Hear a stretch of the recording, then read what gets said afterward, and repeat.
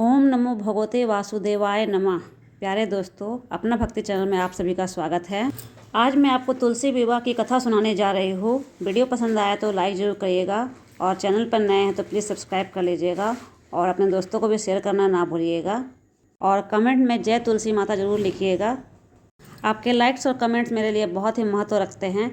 इससे मुझे पता चलता है कि मेरी वीडियो आपको पसंद आ रही है कि नहीं, इसलिए प्लीज़ लाइक और कमेंट करना ना भूलिएगा। तो चलिए शुरू करते हैं तुलसी विवाह की व्रत कथा। तुलसी विवाह की पौराणिक कथा। एक बार शिव ने अपने तेज को समुद्र में फेंक दिया। उससे एक महातेजस्वी बालक ने जन्म लिया। यह बालक आगे चलकर जालंधर के नाम से पराक्रमी दैत्य राजा बना। इसकी राजधानी का नाम जालंधर नगरी था। दैत्य राजा कालनेमी की कन्या वृंदा का विवाह जालंधर से हुआ। जालंधर महाराक्षस था। अपने सत्ता के मद से चूर उसने लक्ष्मी माता को पाने की कामना से युद्ध किया, परंतु समुद्र से ही उत्पन्न होने के कारण माता लक्ष्मी ने उसे अपने भाई के रूप में स्वीकार किया। वहां से पराजित होकर वह देवी पार्वती को पाने की लालसा से कैलाश पर्वत पर गया। भगवान देवादिदेव शिव का ही रूप धारण कर माता पार्वती के समीप गया, परंतु माँ ने अपने योग बल से उसे तुरंत पहचान लिया। वहां से अंतर्ध्यान हो गई। देवी पार्वती ने क्रुद्ध होकर सारा वृतांत भगवान विष्णु को सुनाया। जालंधर की पत्नी वृंदा अत्यंत पतिव्रता स्त्री थी।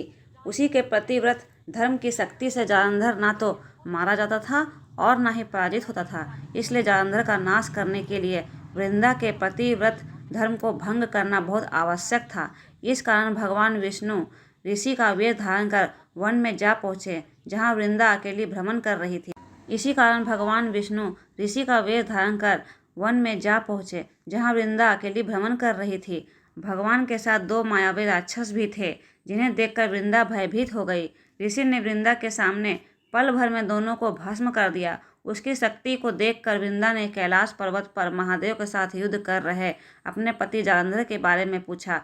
ऋषि ने अपने माया जाल से दो वानर प्रकट किए। एक वानर के हाथ में जालंधर का सिर था तथा दूसरे के हाथ में धड़।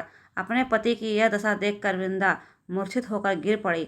होश में आने पर उन्होंने ऋषि रूपी भगवान से विनती की कि वह उसके पति को जीवित कर दे। भगवान ने अपनी माया से पुनः जालंधर का सिर धड़ से जोड़ दिया, परंतु स्वयं भी वह उसी शरीर में प्रवेश कर गए। वृंदा को इस छल का तनिक भी आभास न हुआ। जालंधर बने भगवान के साथ वृंदा पतिव्रत का व्यवहार करने लगी, जिससे उसका सतीत्व भंग हो गया। ऐसे होते ही वृंदा का पति जालंधर युद्ध में हार गया। इस सारी लीला का जब वृंदा को पता चला तो उसने क्रुद्ध होकर भगवान विष्णु को हृदयहीन शिला होने का श्राप दे दिया। अपने भक्त के श्राप को विष्णु भगवान ने स्वीकार किया और शालिग्राम पत्थर बन गए। सृष्टि के पालनकर्ता के पत्थर के बन जाने से ब्रह्मांड में असंतुलन की स्थिति उत्पन्न हो गई। यह देखकर सभी देवी देवताओं ने वृंदा से प्रार्थना की कि वह भगवान विष्णु को श्राप मुक्त कर दे। वृंदा ने भगवान विष्णु को श्राप मुक्त कर स्वयं आत्मदाह कर लिया। जहाँ वृंदा भस्म हुई वहाँ तुलसी का पौधा होगा। भगवान विष्णु ने वृंदा से कहा, हे वृंदा, तुम अपने सतीत्व के कारण मुझे लक्ष्मी से भी अधिक प्रिय हो गई हो। अब तुम तुलसी के रूप में सदा मेरे साथ रहोगी। तब से हर साल कार्तिक महीने की देव उठनी एकादशी का दिन तुलसी विवाह के रूप में मनाया जाता है। जो मनुष्य मेरे शालिग्राम रूप के साथ तुलसी का विवाह करेगा, उसे इस लोक में और परलोक में विपुल यश प्राप्त होगा। उसी दैत्य जालंधर की यह भूमि जालंधर नाम से विख्यात है। सती वृंदा का मंदिर मोहल्ला कोट किशनचंद में स्थित है। कहते हैं कि इस स्थान में एक प्राचीन गुफा भी थी, जो सीधी हरिद्वार तक जाती थी। सच्चे मन से 40 दिन तक सती वृंदा देवी के मंदिर में पूजा करने से सभी मनोरथें पूर्ण होती है। जिस घर में तुलसी होती है, वहाँ यम के दूत भी असमय नहीं जा सकते हैं। मृत्यु के समय जिसके प्राण मंजरी रहित तुलसी और गंगाजल मुख में रख कर निकल जाते हैं, वह पापों से मुक्त होकर वैकुंठ धाम को प्राप्त होता है। जो मनुष्य तुलसी व आंवलों की छाया में अपने पितरों का श्राद्ध करता है, उसके पितर मोक्ष को प्राप्त होते हैं। बोलिए तुलसी माता की जय।